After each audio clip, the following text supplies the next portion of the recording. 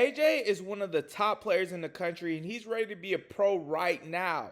But he's ready to be a pro in a specific role, and that role is considered to be a primary scorer. It is one of the hardest roles in basketball to play. You have to be a guy who has the ability to shoot, create. Tune into this video and lock in. So in this vid, we're going to do a breakdown on AJ's game. I think this game had a lot of storytelling as far as how his game works and how you could adapt and change and grow your game into a 3-level score. First, you went against Cam Boozer, who is a mismatch scorer. He can score in a plethora of different ways, but he takes advantage of mismatches.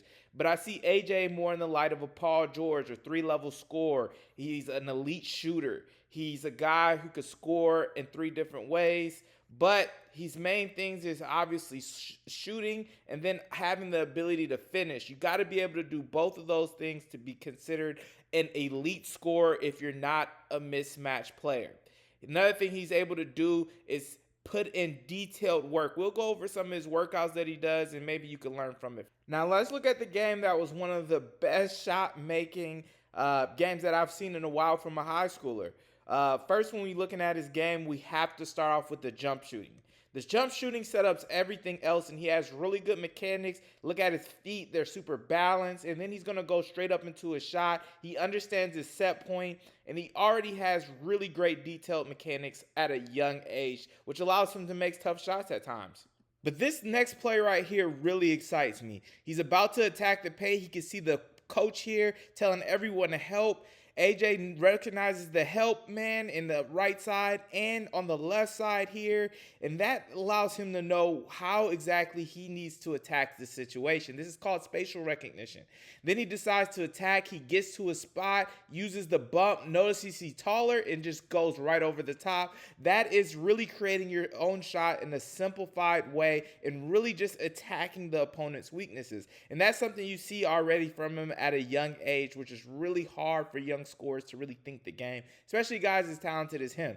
Now, another possession comes up, and now he's attacking the paint, but this is a mistake here. We're watching all of these possessions in order. He goes in too deep, gets the ball stripped from him, and now the team is running on the other side. That's a mistake that can't happen, but he's a smart player, so he ends up adjusting accordingly. This possession right here, he takes 2 dribbles, gets to a spot. Watch this, though. Pump fake. And then he's going to pump fake twice, get him in the air, and now he draws the foul. See, elite scoring is a balance between how good can you shoot versus how well do you get to the paint. He shoots the ball extremely well, but he also dominates the paint with his long strides and his handle. This situation, he sees he has plenty of space, and he knocks down the shot with ease. Once again, if you want to be a great shooter and you're especially not 260, 270, you're going to have to be able to shoot the ball extremely well. And this is some of the stuff that I absolutely love to watch from his game. He knows he has a mismatch. He's posting up the smaller point guard. He sees it, and immediately he's already going to his move because you're going to have to foul to actually really contest him on that shot. This is the type of stuff that really separates players, understanding space, how to attack, when they have enough space to get off their shot. And then it's just simple getting to a spot game. He sees the help here, and then he makes a simple pass, and he knocks it down. He already reminds me of T-Mac in the way of his ability to make passes. But this is handle game and understanding how footwork actually works. He's going to use that left leg there to really sell a drive before he goes there to set up a crossover. Boom, he gets the point guard off balance and then knocks the shot down right over him. This is excellent footwork, but also an excellent handle. And once again, you see another evidence of him being able to have a great handle. He crosses him up once, then he sets him up and crosses him up again for a wide open shot. He probably could have left on the first move, but decided to get one more in there. He misses the shot, but this is what I love to see. He's going to catch the guy at the 3-point line, defend, block his shot. This is one of the top point guards, and then also get ready to take another charge, then get a steal, all in the same defensive possession. So even if he turns out to not be the scorer we think he is, he's probably going to be a guy who can hit threes and defend at worst. And I love a guy that has a good secondary role as well.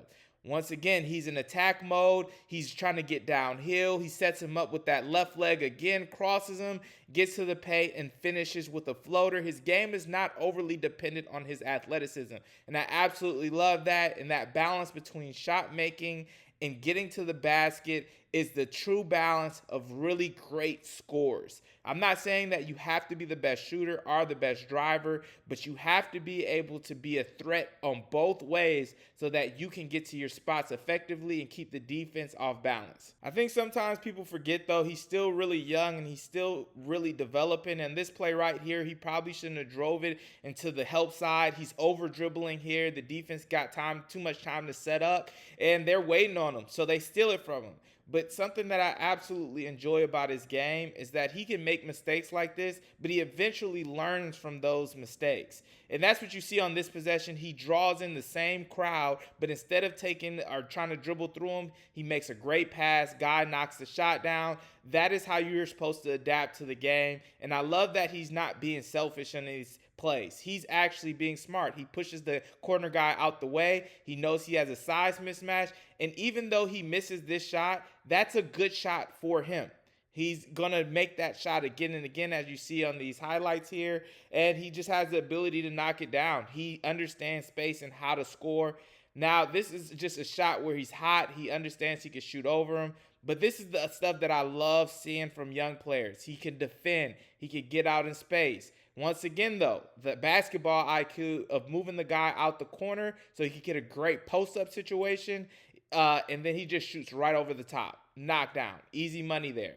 A lot of young scorers are always in a rush to get to where they have to get to, and a lot of them don't have the handle AJ does. So that makes their game a lot harder, and then their game doesn't translate the same as it did in high school. But because he can handle the ball so well, he can shoot the ball well, and then he has great basketball IQ, especially for a scorer, it makes him a person whose game is definitely going to translate. This is the stuff I get excited about, though. He gets to a spot. He's posting up the smaller player. He sees he has two people on him. He makes the right read. Now, this is going to make him so hard to double team. There's a saying, if you could be double teamed, you're not a good passer. And that's something that I see from him even at this team where they don't have the most talent. He's going to make the right pass. Now, what type of workouts, what type of things you need to be doing to really become an all-around three-level scorer? It always down to one thing. How well can you shoot the ball, especially if you're not a big guy? And that's something I see him working on a lot. He has really great mechanics that I think is just going to get better as time goes by. You can see him sitting down on the ground there, really working on his wrist strength, making sure he has good momentum going into a shot. And then he's working on form shooting, making sure those mechanics are good. And these are really solid mechanics for a guy who's 6'8". He really is comfortable with his set point. And even from the time where he's working out here to the point he is now, he has become a better shooter than he was before. And that's the stuff I absolutely love. Yes, we all know you need to get reps, but the most important thing is to get detailed reps, okay? Making sure that your form is in place, that your mechanics are repeatable, that you're a guy who can always do the same things over and over. You're comfortable noticing which type of shots is your favorite and really breaking it down. That's what's going to make you a better player. Now, if you need to improve on your comfortability, or maybe you just don't have the experience past just working out, maybe these could be more live reps, maybe these could be more just reps in general. But for most kids, they're not doing enough detailed reps, which means they look really sloppy going into moves that they don't really train enough, in my opinion. This is the separator, though, for him compared to almost all 6'8" wings. It's his handle. He's low. He's dribbling the ball hard. His feet match his body.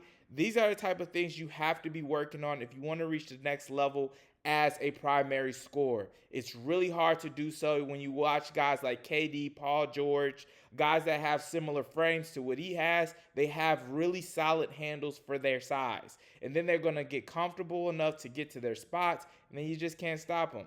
If you guys want to get better, you need to go to our website. We'll love to help you and make you a better player.